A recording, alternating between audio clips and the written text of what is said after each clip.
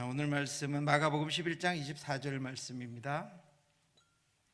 마가복음 11장 24절입니다. 신약성경 74쪽입니다. 찾으셨으면 같이 한번 읽도록 하겠습니다. 그러므로 내가 너희에게 말하노니 무엇이든지 기도하고 구하는 것은 받은 줄로 믿으라. 그리하면 너희에게 그대로 되리라. 우리 끊어서 한번 이렇게 한 절씩 한 절씩 읽어볼까요? 그러므로 내가 너희에게 말하노니 무엇이든지 기도하고 구하는 것은 받은 줄로 믿으라. 그리하면 너희에게 그대로 되리라. 아멘. 하나님의 말씀입니다. 그죠? 우리의 신념을 적은 것도 아니고 저 높은 한꼭대기 위에 바위 위에다가 어떤 사람의 생각을 적은 것도 아니고 바램을 적어놓은 그런 글귀도 아닙니다. 하나님의 말씀입니다. 내가 너희에게 말하노니 무엇이든지 기도하고 구하는 것은 받은 줄로 믿으라. 여러분, 오늘 저와 여러분들의 입술로 구하는 것 다 받은 줄로 믿으시기 바랍니다. 그러면 너에게 그대로 되리라. 그대로 될 줄로 믿습니다. 성도의 삶은 환난을 내포하고 있다라고 말씀드렸습니다. 저와 여러분들이 이 땅을 살아가는 것 자체가 환난입니다. 이미 말씀드린 대로 성도는 그 본분이 복음을 증거하는 삶을 살아야 하기 때문입니다. 바울은 성도들이 속한 세상에 대해서 디모데에게 이미 알려주었습니다. 너희는 이것을 알라. 말세에 고통하는 때가 이르리니 사람들이 자기를 사랑하며 돈을 사랑하며 자랑하며 교만하며 비방하며 부모를 거역하며 감사하지 아니하며 거룩하지 아니하며 무정하며 원통함을 풀지 아니하며 모함하며 절제하지 못하며 사나우며 선한 것을 좋아하지 아니하며 배신하며 조급하며 자만하며 쾌락을 사랑하기를 하나님 사랑하는 것보다 더하며 이것이 세상 풍조다라고 말씀드렸습니다. 그러므로 여러분 여기 있는 것 부러워하지 마시기 바랍니다. 세상이 이렇게 돌아가는 것 별로 이상해할 필요가 없습니다. 이것이 세상 풍조입니다. 다만 우리가 이렇게 이것들을 가지고 있는 거 그거 여러분 두려워해야 합니다. 우리가 여기 있는 것들 욕심내는 거 그거 여러분 두려워해야 합니다. 내가 하나님을 떠난 성품이 있구나. 하나님 기뻐하지 않는 세상 성품이 있구나. 여러분 그것을 기억하셔야 합니다. 그래서 이런 이들에게 복음을 증거하며 사는 삶은 환난의 삶일 수밖에 없습니다. 또한 성도들은 하나님의 말씀을 따라 살아야 합니다. 이 세상에서 하나님의 말씀을 따라 사는 것은 이 세상에 바로 저항하는 삶입니다. 자기를 사랑하는 이 세상 가운 속에서 나누어주는 삶을 내 목숨까지도 나누어주라 라는 삶을 살기에는 너무나도 힘든 세상입니다. 그렇게 살기도 힘들 뿐더러 그렇게 살아가는 것도 받아들여지지 않는 그런 세상입니다. 이상한 사람이 되는 그런 세상입니다. 돈을 사랑하는 이들 속에서 재물에 매이지 않는 삶을 우리는 살아야 하며 교만한 이들 속에서 자신을 낮추는 삶을 살아야 한다라고 하는 것은 그 자체가 환난의 삶일 수밖에 없습니다. 그래서 바울은 복음을 전하면서 자신이 당한 환난을 우리도 알아야 한다라고 고백했습니다. 형제들아, 우리가 아시아에서 당한 환난을 너희가 모르기를 원하지 아니하노니 힘에 겹도록 심한 고난을 당하여 살 소망까지 끊어졌다. 이 소망을 고린도 교회 성도들에게 너희도 알기를 원한다. 오늘 우리에게 너희도 알기를 원한다. 왜냐하면 이것이 특별한 고난이 아니기 때문이다. 성도의 고난이기 때문이다 라고 하는 것입니다. 바울은 자신이 아시아에서 당한 고난을 고린도 교회 성도들이 알고 있기를 원했습니다. 그 고난이 바울에게만 미친 특별한 고난이 아니었기 때문입니다. 다른 방식으로 오늘 저와 여러분들에게도 이런 고난이 있습니다. 다른 방식으로 오늘 이 세상에도 이런 고난이 있습니다. 여러 가지로 교묘하게 포장된 고난은 교묘하게 포장된 환난은 늘 우리 가운데 있고 우리 곁에 있습니다. 오늘도 세계 곳곳에서 이와 같은 박해와 환난이 계속되고 있습니다. 우리 가정에서 또 우리가 있는 직장에서 이런 어려움들이 있습니다. 그런 어려움들을 우리 성도님들이 얘기해 주시는 분들이 있는데 참 황당하기도 하지만 어떻게 그럴 수 있을까 하는 생각을 하기도 합니다. 앞으로는 이제까지 없었던 방법으로 더 심하고 교묘한 박해와 환난을 당하게 될 수도 있습니다. 그래서 바울은 이런 환난을 늘 기억하고 예상하라고 당부하고 있는 것입니다. 환난을 당하거든, 고난을 당하거든 예수를 믿는 것 때문에, 복음을 가지고 있고 그것을 전하는 것 때문에 환난을 당하거든 이상하게 여기지 말라, 그렇게 우리에게 알려주고 있는 것입니다. 또한 바울은 자신이 고난을 당할 때마다 그 고난은 힘에 겹도록 심한 고난이었다고 알려주고 있습니다. 바울이라고 쉬운 고난, 그냥 지나가는 고난이 아니었고 바울에게도 힘에 겹도록 심한 고난이다라고 그런 고난이 있었다라고 하는 것입니다. 이것을 설명하기 위해서 바울이 사용한 단어는 심한, 힘에 겹도록, 이것은 능가한다, 초월한다라고 하는 것으로 바울이 당한 고난은 늘 바울의 생각을 초월했습니다. 바울의 능력을 초월했습니다. 바울의 생각과 능력을 초월해서 이런 고난이 오다 보니까 두 손 두 발 다 들게 되는 것입니다. 그래서 바울은 그것을 통해서 하나님을 바라볼 수밖에 없었고 하나님께 나아갈 수밖에 없었다라고 하는 것입니다. 내 힘, 내 능력, 내가 견딜 수 있는 한계를 능가하는 고난이 나에게 있었다라고 고백하는 것입니다. 그래서 바울은 살 소망까지 끊어졌다라고 말하고 있습니다. 살 소망을 포기할 정도로, 살 방법이 없을 정도로 바울은 고난을 당했습니다. 사랑하는 성도 여러분, 우리도 때로는 살 소망을 포기할 정도로, 살 방법이 없을 정도로 고통스러운 시간을 보냅니다. 바울은 우리 삶의 상황을 보게 합니다. 우리는 그런 상황 속에 살아가고 있습니다. 그래서 바울은 자신의 고난을 우리도 알기 원한다라고 하는 것입니다. 왜 나만 겪는 고난이냐고 불평하지 말라고 하는 것입니다. 바울도 겪었고 오늘 세계 곳곳에서 우리도 겪었고 우리 이전에 우리의 조상들도 겪었다라고 하는 것입니다. 왜 이런 슬픔 찾아왔는지 원망하지 말라고 하는 것입니다. 너무 견디기 힘든 순간에도 주님이 일하고 계심을, 바울에게 역사하셨던 그 주님이 오늘 우리의 고난 가운데에도 우리 가운데 역사하고 계시고 주님이 지금도 주의 오른손을 펼쳐서 일하고 계심을 기억하고 있으라라고 하는 것입니다. 바울은 자신이 그동안 살 소망도 끊어진 상황 속에서 어떻게 그것을 이기며 그 고난을 통과했는지를 우리에게 보여주고 있습니다.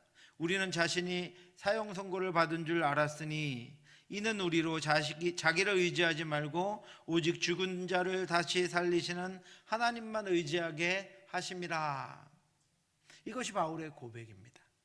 삶의 어려운 일을 당하면 가장 먼저 흔들리고 무너지는 것이 우리의 마음입니다. 그래서 지혜왕 솔로몬은 우리가 삶을 살아갈 때 늘 무엇보다도 우리의 마음을 먼저 지키라고 우리에게 요청했습니다. 여러분, 마음을 먼저 챙겨야 합니다. 어떤 일들이 우리 앞에 닥치면 우리의 마음이 어디에 있는지, 우리의 마음이 지금 무엇을 하고 있는지 그 마음을 붙잡아다가 마음을 먼저 챙겨야 합니다. 모든 지킬 만한 것 중에 더욱 내 마음을 지키라. 생명의 근원이 이에서 남이라. 마음이 무너지면 어려움을 이겨낼 힘도 약해지고 혼란이 가중되어서 의지도 줄어들게 됩니다. 다 마음 문제입니다. 마음의 즐거움은 얼굴을 빛나게 하여도 마음의 근심은 심령을 상하게 하느니라. 마음의 즐거움은 양약이라도 심령의 근심은 뼈를 마르게 하느니라. 그래서 그 고난과 환난에 가중되어서 우리의 뼈가 마르기 때문에 우리는 더 고통스럽고 일어날 힘도 없어지고 더 많은 혼란스러움 가운데 밤에 밤잠을 자면서도 악몽을 꾸고, 그래서 더 피폐해지고 더 어려워지는 것, 더 많이 무너지는 것입니다. 그래서 우리는 어려움을 당하게 되었을 때 우리의 마음을 어디에 두어야 하는지를 먼저 결정해야 합니다. 마음이 흔들리고 마음이 요동치는 것을 먼저 막아야 합니다. 여러분은 그럴 때 여러분 마음을 어디에 두십니까? 여러분 마음이 어디에 있는, 내 마음이 지금 어디 있는지 생각해 보신 적 있습니까?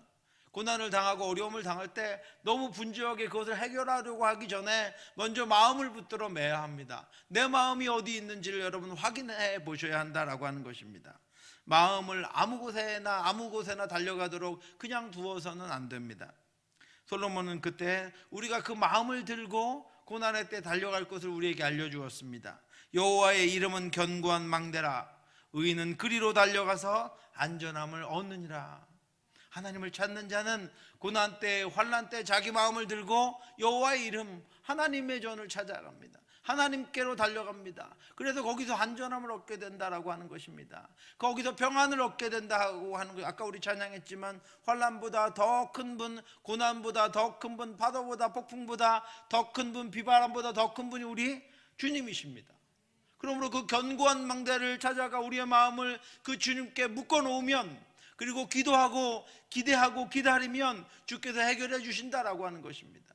어느덧 그 폭풍이 지나가고 어느덧 그 환난이 지나가고 내 마음은 견고히 주께 묶여 있어서 주께서 해결해 주시는 것을 기다리며 나에게 어떤 환난이 나를 덮쳐도 그것이 지나갈 것이라는 것을 믿고 주님과 동행하며 오히려 더 행복하고 오히려 더 기쁜 삶을 살아가게 됩니다.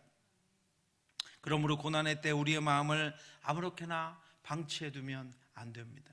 여러분, 아침에 일어나서 마음을 잡아두십시오. 저녁에 잠자기 전에 마음을 잡아두십시오. 어디 나가기 전에 여러분 마음을 잡아두십시오. 나를 괴롭히는 이들 앞에 설 때 마음을 잡아두십시오. 어려운 환경에 설 때 여러분 마음을 잡아두시기 바랍니다. 자기의 마음을 제어하지 아니하는 자는 성읍이 무너지고 성벽이 없는 것과 같으니라. 적들이 쳐들어왔는데 성벽이 없어요. 성읍은 무너져 버렸어요. 그냥 적에게 사로잡히기 너무나도 쉬운 환경이 되어버리는 것입니다. 그래서 바울은 하나님이 자신에게 고난을 허락하신 이유를 이렇게 고백합니다. 우리는 우리 자신이 사형 선고를 받은 줄 알았으니 이는 우리로 자기를 의지하지 말고 오직 죽은 자를 다시 살리시는 하나님만 의지하게 하심이라. 바울은 고난이 딱 닥치면 이거는 나를 의지하지 말고 하나님만 의지하게 하려는 하나님의 뜻이구나 하고 자기의 마음을 하나님께 묶어두었습니다. 환난이 닥치면 누가 대적하면 누가 자기를 괴롭게 하면 이거는 나를 의지하지 말고 지금 내 힘으로 하지 말고 하나님만 의지하라는 것이구나 하고 자기의 마음을 하나님께 붙들어 메워두었습니다. 그래서 바울의 고난은 은혜로 가는 지름길이었습니다.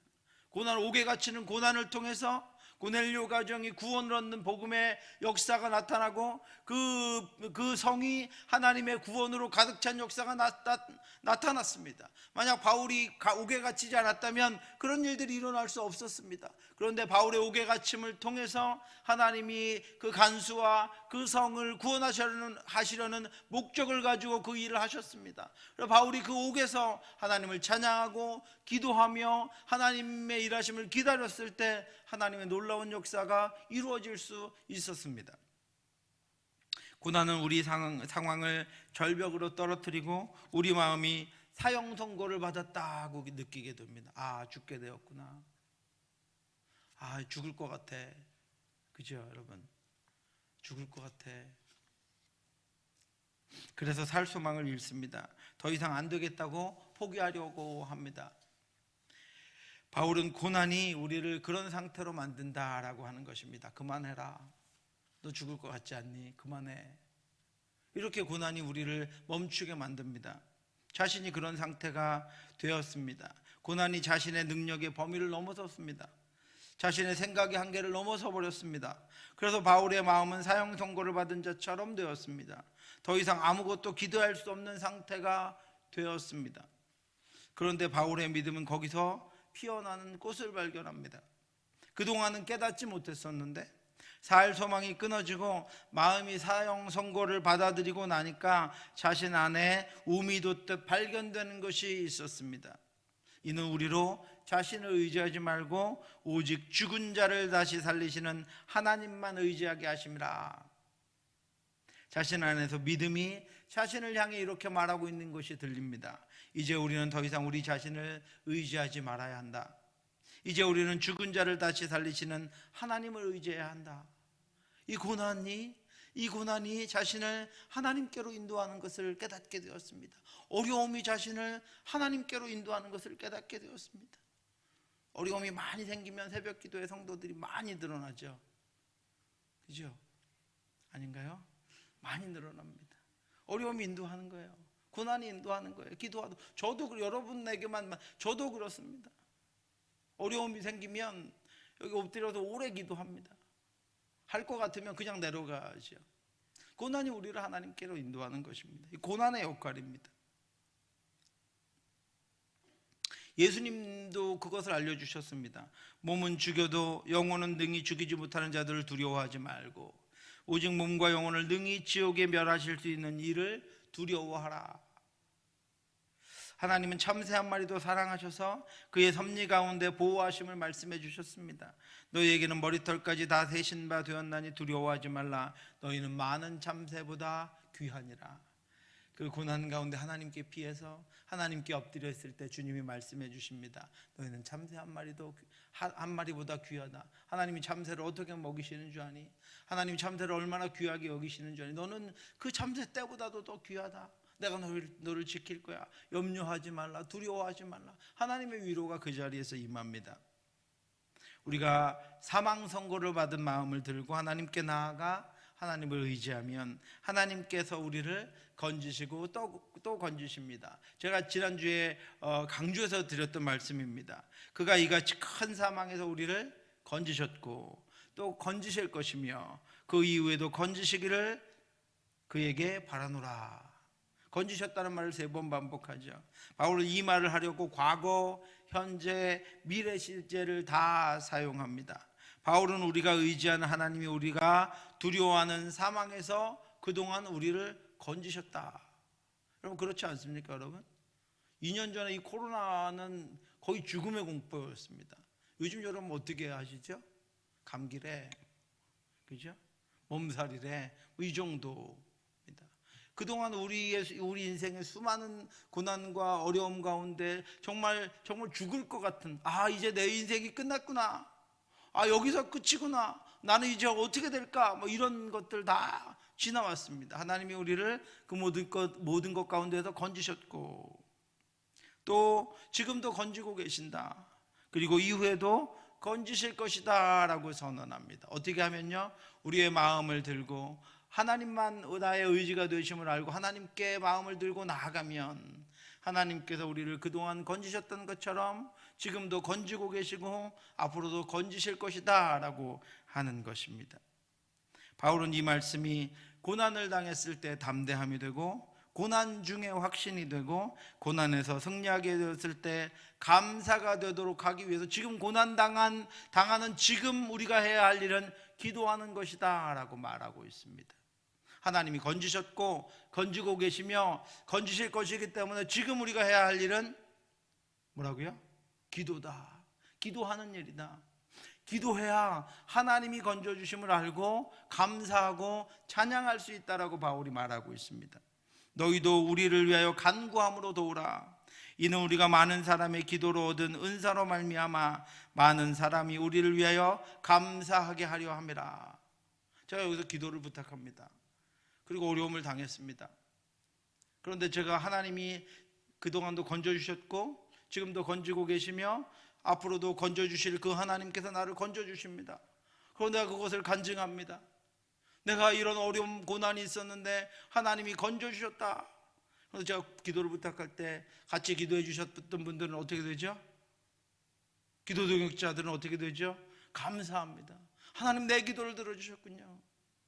내 기도를 들어서 목사님을 하나님께서 건져주셨군요. 근데 기도 안 하신 분들은 어떻게 되죠? 그 하나님의 은혜가 없습니다. 그래서 우리를 위하여 기도하라 이렇게 기도를 부탁합니다. 왜요? 우리를 고난에서 반드시 건져주실 그 하나님께 감사하는 일에 동참하기 위해서, 그 하나님께 영광을 돌리고 그 은혜를 같이 맛보게 하기 위해서. 저를 건져주셨습니다. 그것은 저에게 베푸신 은혜지만 우리가 기도함으로 그것에 동역할 수 있다라고 하는 것입니다. 그 은혜를 같이 맛볼 수 있다라고 하는 것입니다. 그 은혜를 가지고 똑같이 하나님 앞에 감사할 수 있다라고 하는 것입니다. 그래서 고난의 때 우리가 기도하라. 우리를 위해서 기도하고 너희도 서로 기도하라. 왜냐하면 이 고난에서 우리를 건져주실 그 하나님께 나중에 우리 함께 감사하기 위해서 같이 기도하라 이렇게 고백하고 있습니다. 우리는 고난을 극복하기 위해서 기도할 뿐 아니라 기도로 서로 돕는다면 하나님의 건지심의 약속이 풍성하게 우리 모두에게 임하게 될 것입니다. 성도는 기도를 통해서 하나님의 은혜로운 도우심과 일하시는 능력을 보고 성령의 은사를 주심으로 다시 일어나 능히 사명을 감당하게 될 것입니다. 가던 길을 가게 하실 것입니다. 그러면 여러분 이번 주부터 제가 비밀을 알려드립니다. 여러분에게 하나님의 은혜와 복이 충만하게 하기 위해서는 어떻게 하면 되냐면요, 우리 사무실에 가면 A4 용지 많습니다. 그 볼펜도 좀 있죠. 그 사람마다 돌아다니면 기도 제목 뭐야 물어보셔서 그거 가지고 기도해 주시기 바랍니다. 그러면 그에게 임하는 하나님의 은혜, 그가 경험하는 하나님의 은혜가 다 함께 기도해 주는 여러분들의 것이 될 것입니다. 함께 감사하게 될 것입니다. 이것이 건지심을 구하는 기도의 능력입니다. 사랑하는 성도 여러분, 우리는 고난과 환난에 노출되어 있습니다. 코로나뿐 아니라요, 수많은 고난과 환난이, 죽음의 위협이 우리 앞에 놓여 있습니다. 지금 우리는 여기서는 아무렇지도 않은 것 같지만 병원 가보십시오. 얼마나 많습니다. 서울대병원에는 어린이 병동이 큰, 우리 교회만보다도 제가 보기엔 더 큰 병동이 서울대병원에는 어린이 병동이 따로 있습니다. 거기 가면요, 막 이렇게 이런 애들이요, 조그만 애들이 얼마나 많은지 몰라요. 우리는 경험해보지 않으니까 안 그런 것 같아요. 우리 아이들 건강하게 자라는 게 아무렇지도 않게 가끔 까불다가 이렇게 조금 찢어져서 데일밴드 이렇게 붙이는 게 큰일인 것 같지만요, 그렇지 않은 아이들이 너무나도 많이 있습니다. 그렇게 살아가는 이들이 우리 주변에도 너무 많이 있습니다. 우리는 고난과 환난에 노출되어 있습니다. 우리 중 그 누구도 그리스도인의 삶을 사는 동안 고난으로부터 자유롭지 못합니다. 그러므로 우리는 고난의 때에 그것이 살 소망을 끊어버리고 우리의 마음이 사형 선고를 받은 것으로 느껴질지라도 하나님만 의지하고 나아가야 합니다. 그리고 건지심을 위해 기도해야 합니다. 고난의 때 여러분, 그렇게 여러분 그냥 내 말로 기도하는 것보다 이 말씀에 나와 있는 대로요, 말씀을 가지고 여러분 기도하시면 너무 좋습니다. 우리 배웠잖아요. 하나님 이제까지 나를 건져주셨고, 바울이 말한 대로 이제까지 나를 건져주셨고 지금 건지고 계시며 건지실 하나님께 내가 구합니다. 하나님 나를 건져주시옵소서. 하나님 나의 자녀를 지금 건져주시옵소서. 어려움 당한 저 성도를 하나님 건져주시옵소서. 이렇게 기도하시면 됩니다. 여러분, 그 기도로 말미암아 하나님이 건져주셨고 건져주시며 건져주심을 함께 경험하게 될 것입니다. 기도를 통해 고난과 환난도 능히 이기며 승리하는 저와 여러분들 되시기를 주님의 이름으로 축원합니다. 기도의 사람 이엔 바운즈는 이렇게 이야기했습니다. 기도의 원리와 절차, 그리고 기도의 행위와 모험을 논하는 연구라면 반드시 믿음부터 다루어야 한다.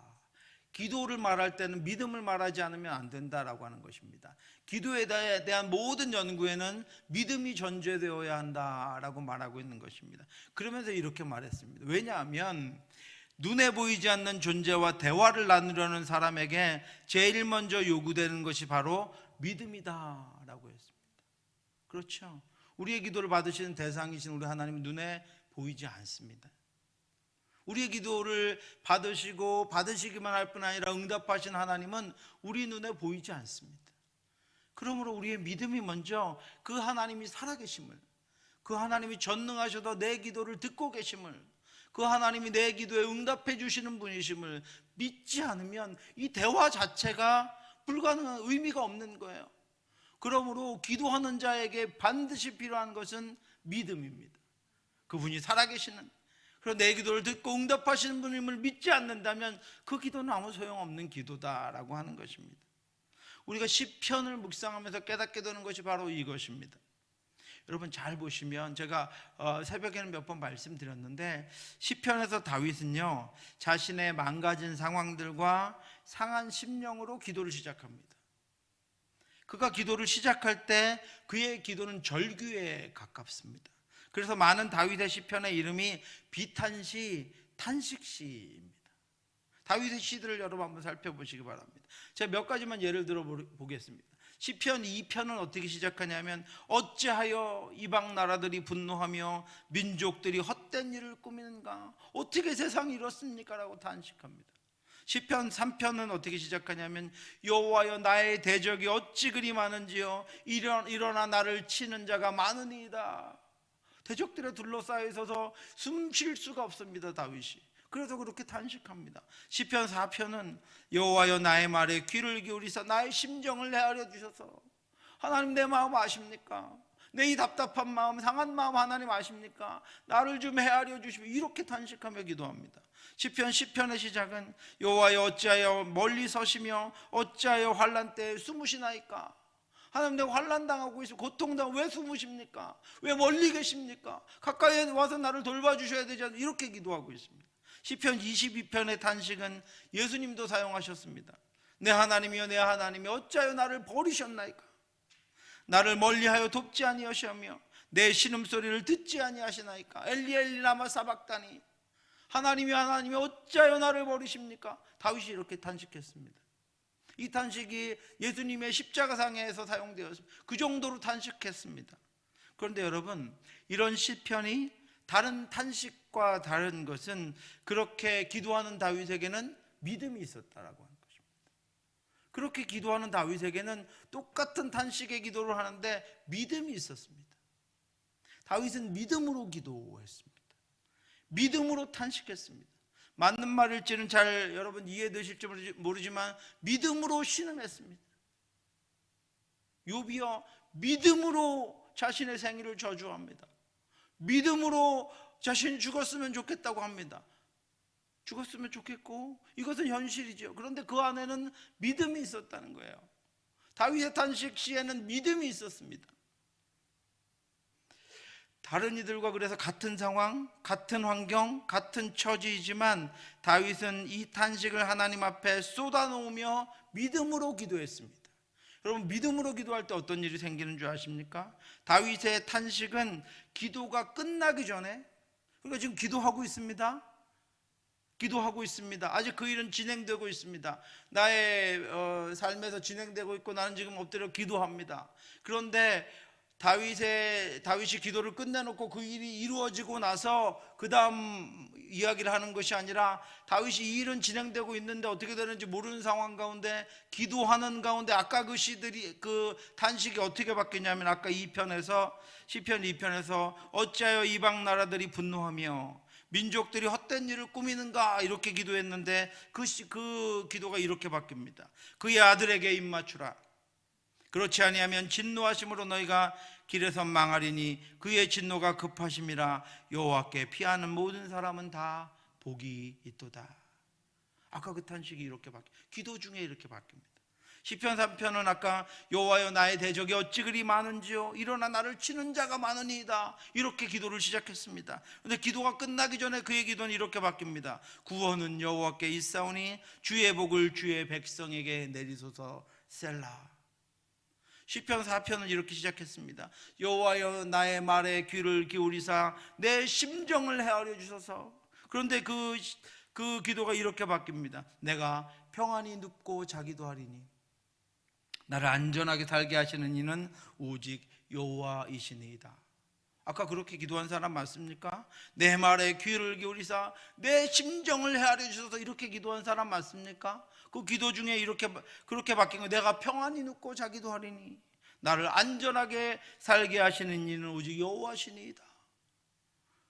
시편 10편은 이렇게 시작합니다. 여호와여 어찌하여 멀리 서시며 어찌하여 환난 때에 숨으시나이까. 그런데 그 기도가 이렇게 바뀌어요. 여호와여 주는 겸손한 자의 소원을 들으셨사오니 그들의 마음을 준비하시며 귀를 기울여 들으시고 어찌하여 멀리 서셨냐고 기도했습니다. 왜 환난 때 하나님 숨으시냐고 기도했던 다윗이 하나님 겸손한 자의 기도를 소원을 들어주시고 귀를 기울여 들어주시는 분이다라고 고백합니다. 아까 탄식시 내 하나님이여 내 하나님이여 어찌하여 나를 버리셨나이까 이렇게 기도하던 다윗이 그 시편의 끝에 이렇게 기도합니다. 이렇게 찬양합니다. 땅의 모든 끝이 여호와를 기억하고 돌아오며 모든 나라의 모든 족속이 주 앞에 예배하리니 나라는 여호와의 것이요 여호와는 모든 나라의 주제이심이로다. 하나님이 주관자라고 고백하고 있는 거예요. 우리가 다윗의 시편을 묵상하며 반드시 기억해야 할 것은 다윗의 탄식이 해결된 후에 감사와 경배로 변하는 것이 아니라는 것입니다. 다윗의 탄식이 기도 중에 변합니다. 변한 것을 가지고 하나님의 응답을 받습니다. 이미 그의 마음은 응답하지 않아도 별 상관이 없는 사람이 되어버렸습니다. 하나님 반드시 응답해주고 건져주실 것이지만 그러지 않아도 다윗은 이미 하나님 안에 거하며 하나님을 향한 믿음을 가지고 하나님이 주신 평안과 하나님이 주신 확신을 가지고 하나님이 나를 위해 그 일을 행해 주심을 기억하며 이미 평안해져 버렸고 이미 감사해 버렸고 이미 하나님을 경배하게 되었고 이미 하나님의 자녀로 그 견고한 믿음 가운데 서게 되었습니다. 기도 중에 그렇게 되었습니다. 기도 중에 하나님에 대한 경배와 감사와 찬양으로 변합니다. 다윗의 믿음 때문입니다. 이것이 우리에게 있는 믿음의 작용입니다. 믿음으로 기도하느냐, 믿지 않고 기도하느냐가 이렇게 바뀌게 만든다라고 하는 것입니다. 반드시 들으시고 응답하실 하나님을 신뢰하기 때문입니다. 내 형편, 내 탄식으로 시작했지만 내 믿음이 작용해서 하나님이 반드시 들어주실 거라는 확신이 생기니까 감사 먼저 하고 맙니다. 경배 먼저 하고 맙니다. 자신의 안전함과 평안함을 먼저 확신하고 만다라고 하는 것입니다. 하나님께 기도로 사정을 아뢰고 기도로 상한 심령을 쏟아놓으면 그가 해결해 주신다는 너무나도 분명한 확신이 기도 중에 기도자를 압도하게 되기 때문입니다. 상황보다 훨씬 크신 하나님이 기도 중에 우리와 함께 하심을, 그 문제를 덮어버리십니다. 우리 안에 남아있는 그 두려움을 삼켜버리십니다. 하나님이 가져가 버리시고 우리에게 주시는 것은 하나님의 평안입니다. 그래서 기도자는, 믿음의 기도자는 다윗과 같이 그렇게 바뀌고 기도 중에 바뀌고 변화되어 나아가는 것입니다. 여러분, 한나가 어땠습니까? 자식이 없어서 고통스러워서 식구들 같이 밥 먹는데 밥도 안 먹고 기다렸다가 나와서 혼자 성전에 들어가 미친 여자처럼, 그죠? 술 취한 것처럼 기도합니다. 그런데 엘가나가 그 제사장이 와서 뭐라고 합니까? 하나님 네 기도 들으실 것이다. 그랬더니 어떻게 변했어요? 가서 밥도 먹고 다시는 수심이 없었어요. 그러니까 하나님께서 들어주셨어요. 무엇이 먼저입니까? 들어주신 것이 먼저가 아니라 그의 마음이 하나님을 향한 믿음으로 기도했기 때문에 그의 마음의 확신이 먼저였습니다.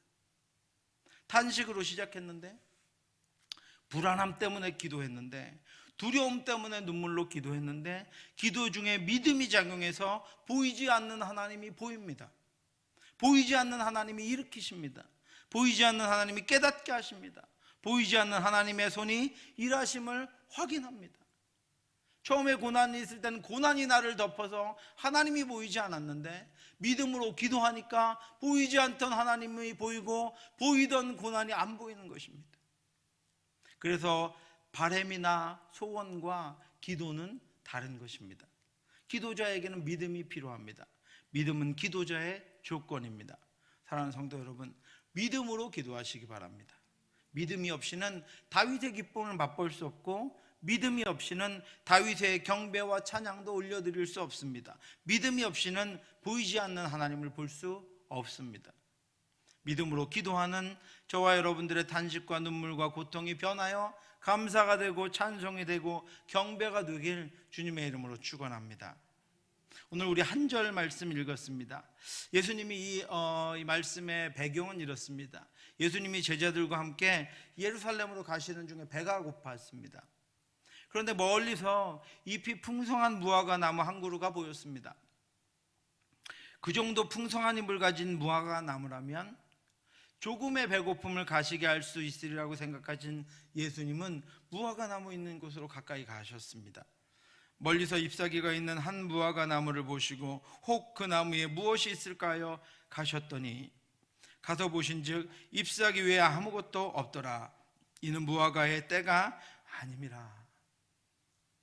무화과가 잘 익은 열매를 많이 맺으려면 이 팔레스타인 지역에 6월에서 8월이 되어야 합니다. 그때 정상적인 무화과, 맛있는 무화과, 잘 익은 무화과를 얻을 수 있습니다.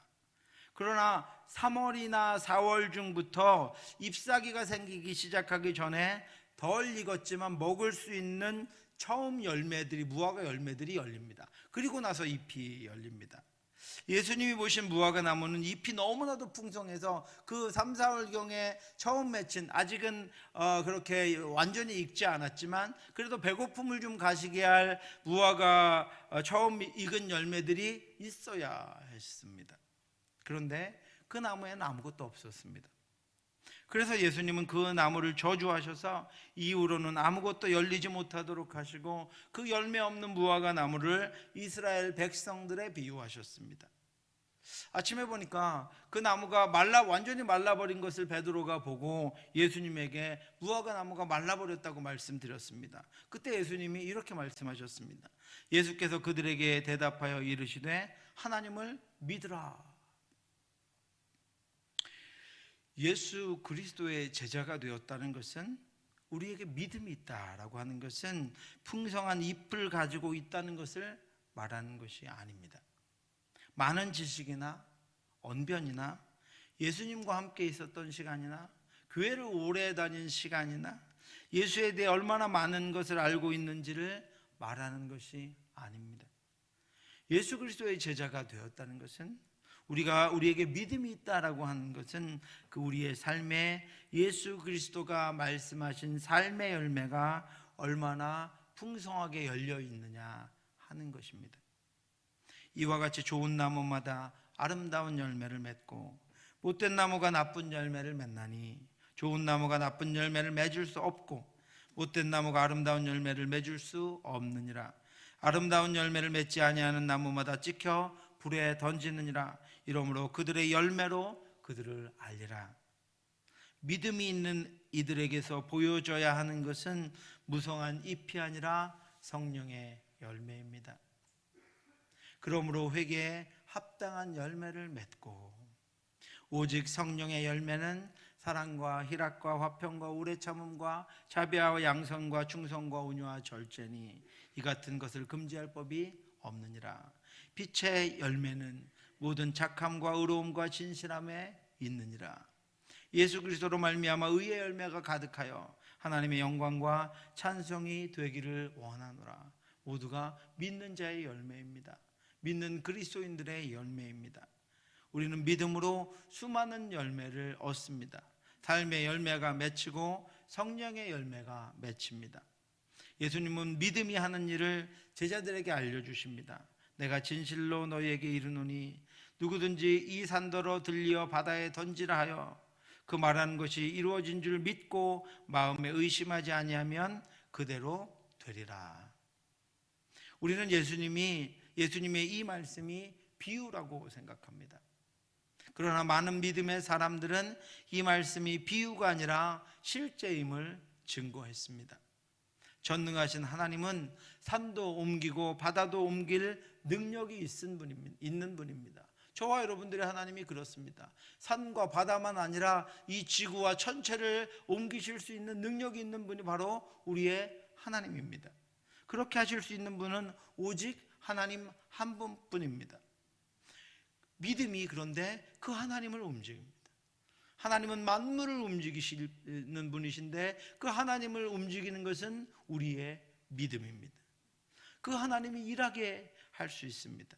그렇게 할 수 있는 능력이 나에게 생기는 것이 아니라 우리가 믿음으로 기도할 때 하나님이 그렇게 해 주신다는 것입니다.